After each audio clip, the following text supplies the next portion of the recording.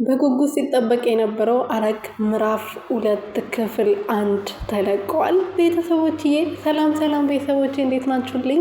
እኔ ያለው ፈጣሪ የተመሰገነው በያላችሁበት ሰላማችሁ ብዝት ትርፍርፍ ይበልልኝ።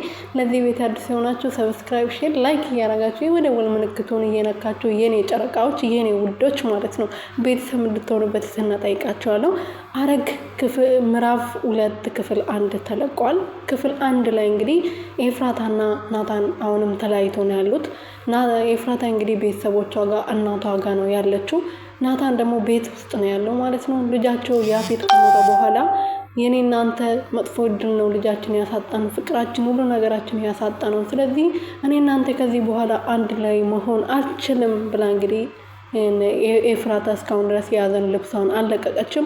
ናታን እባክሽ የያዘንሽን ልብስሽንም አውጪ፣ ፍቅራችን እናድስ፣ እንታገል። እኔ ለአንቺ፣ አንቺ ለእኔ ነው የተፈጠርሽው። ስለዚህ እኔና አንቺ መለያየት የለብንም የኔ ጨረቃ፣ እባክሽን ወደ ቤታችን እንግባ ብሎ ወደ ገነት ቤት ወደ እነሱ ቤት መጥቶ ነበረና እሱ እንኳን ሊያያት ተደብቆ በየጊዜው በየቀኑ ስለማያት ስለናፈቀችው ሊያያት ነበር የመጣው።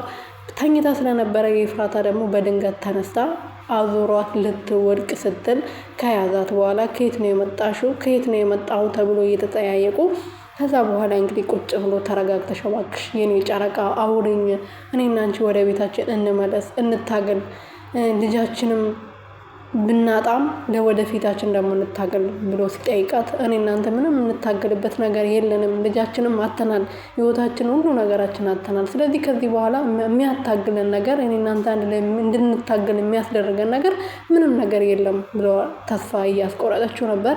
እባክሽ የኔ ጨረቃ ተስፋ አታስቆርጭኝ ብሏት እየለመናት ነበርና የእሱ የናታን እህትም አሁን እንግዲህ ቤዛ በጣም ተስፋ ቆርጣለች። በሁሉም ነገር ጠጥታ ነው ወደ ቤት የምትገባው። ብዙ ነገሮች አቤል ዳጊም እየተከታተሏት ነው። ግን እሷ ደግሞ ማንም እንዲከታተላት አትፈልግም።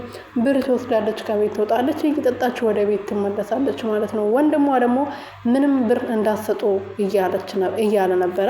እንግዲህ መቃብሩ ቦታ እየሄደች ታለቅሳለች። መቃብሩ ቦታ እንግዲህ አቤል እየተከታተለ ናታንም እየተከታተለ ልክ እሷ ወደ መቃብሩ ቦታ ስትሄድ እየተከታተሏት ነው፣ እየጠበቋት ወደ ቤት የሚያመጣት ማለት ነው። ምክንያቱም እሷ በጣም ተጎድታ ጉዳት ላይ ነው ያለችው። በዚህ ሁኔታዋ ደግሞ በጣም ምግብ አትበላም፣ ተስፋ ቆርጣለች። ህይወት የሚባል ነገር አስጠልቷታል። ምክንያቱም በጣም የምትወደውና ከፍቅረኛው ከአፍቃሪዋ ከባለቤቷ ያገኘችው ልጅ ነው ባልታወቀ ነገር ልጃቸውን ያሳጣቸው ማለት ነው ሰው እና ይሄ በዚህ ነገር ደግሞ በጣም ተጎድተዋል። ግን ናታን እባክሽን ወደ ራሳችን እንመለስ፣ እኔ ያላንቺ መኖር አልችልም፣ እኔም ከዚህ በላይ ተቀጥቻለሁ፣ ከዚህ በላይ አትቅጭኝ ብሎ ለምናት ነበር። ለማንኛውም ምርጥ ድራማ ነው። ቤተሰቦች እንከታተላቸው። ሐረግ ደግሞ ብዙ ሰዎችን የቀየረ ድራማ ነው ማለት ነው።